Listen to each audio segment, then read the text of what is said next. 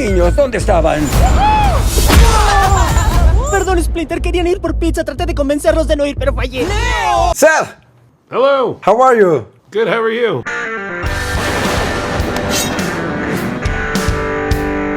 Amigos, estoy muy contento porque voy a platicar con una de las mentes maestras detrás de la nueva versión de Tortugas Ninja. Así es, una nueva película animada donde se encuentra justo la visión de Seth Rogen. Ustedes lo han visto muchas veces a cuadro, obviamente en muchas películas, pero el brother es productor y guionista y director de muchas películas que a veces pues, no tenemos ni idea. Y una de ellas, la nueva en este 2023, será justamente Las Tortugas Ninja y fue una gran sorpresa para mí y tengo mucho interés de saber qué es lo que pasaba por su mente para el proceso creativo de esta historia. Vamos a platicar con él y estamos a punto de conectarnos hasta allá. Él se encuentra en Beverly Hills, yo me encuentro en la Ciudad de México. Vamos a platicar con Seth Rogen. Very excited about the movie because I think you did a very well job. Thank you. It's hard to make another version after all the versions that we have seen in live action, in animation things. What was the biggest problem for you to make this reinterpretation of the story? I mean, honestly, we wouldn't have embarked on this journey in the first place if we didn't feel like we had like a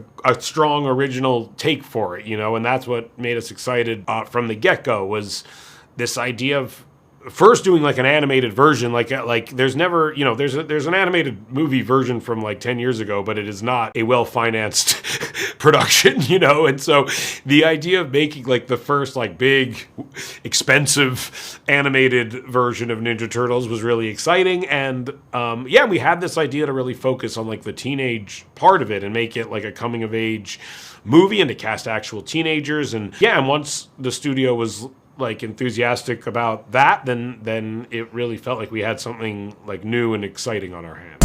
Oigan, a ver, si no fuéramos monstruos rechazados por la sociedad y pudieran hacer lo que quisieran, ¿qué harían ustedes? Iría a la escuela. Tal vez tener una novia. You're involved in all the process, and you also are in the cast of the voices. So you are the boss. Why did you choose Bebop instead another turtle or another mutant? I just felt like a Bebop. I always liked Bebop. He's got a nipple ring. He's got tattoos. He's got cool shoes. And I honestly always loved Bebop and Rocksteady. And I'm a big fan of like comedy duos. And their characters, I hope, will live on, you know? And so the idea of like me and John Cena being kind of a codependent, angry comedy team was funny in my head. Decía teme que la reciente serie de robos se relacione con Superfly. Nadie ha visto su cara. Porque destruye a todo el que la ve. Una historia distinta, sí, las Tortugas Ninjas son mucho más adolescentes, aunque el nombre siempre ha estado presente, son Tortugas Ninjas adolescentes mutantes, pues no siempre han sido como tan adolescentes como lo pensábamos, y ahora justamente le dieron esa refrescada en el casting y en la actitud de cada uno de los hermanos de las Tortugas Ninja. Hablemos sobre eso.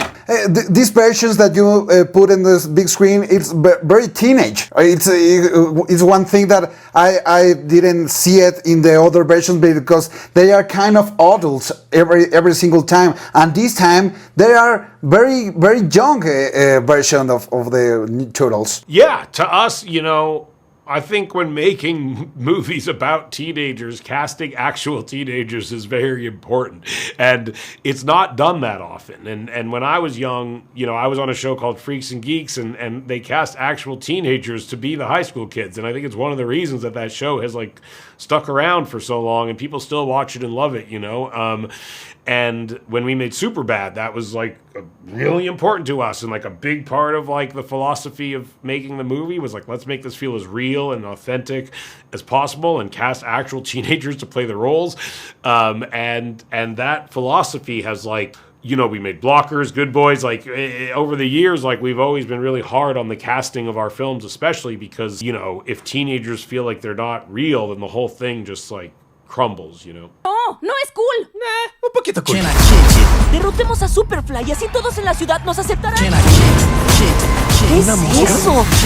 Los mutantes que aparecen, salen muchos personajes y muchos mutantes allí apareciendo y tratando de ser aceptados por la sociedad. Obviamente ese es parte del conflicto que se desarrolla durante toda esta historia. Veamos qué tiene que decir el buen Seth Rogen, que también es la voz de Bebop. Yeah, and even with the villains, you have another vision with Bebop and Rocksteady and the rest of the cast. They are not bad at all from the beginning. So you have this new version, this this new vision. Can you talk more about it? Yeah, I mean, a lot of the story is about like mutants and them not being accepted and wanting acceptance, and how, you know, a quest for acceptance can kind of, you know, lead you down dark paths at times, or lighter ones, and that's a lot of the conflict of the movie is, and Bebop and Rocksteady are front and center in that conflict, is like whether or not the best way to get humans to accept you is to like be nice to them or to kill them all. Bueno, a ver. Ese mismo Us me creó, ¿ok? Mi papá, Baxter Stockman, fue el que tiró el luz por el caño, bebés. Así que técnicamente, somos primos. Yeah. Seth, thank you very much.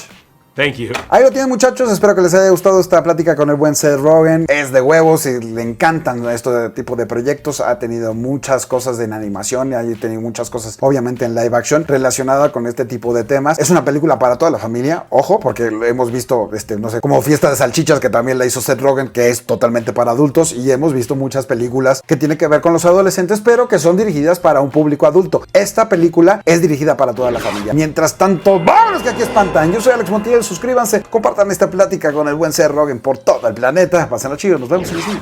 Bye. Juntos, no hay nada que no puedan lograr.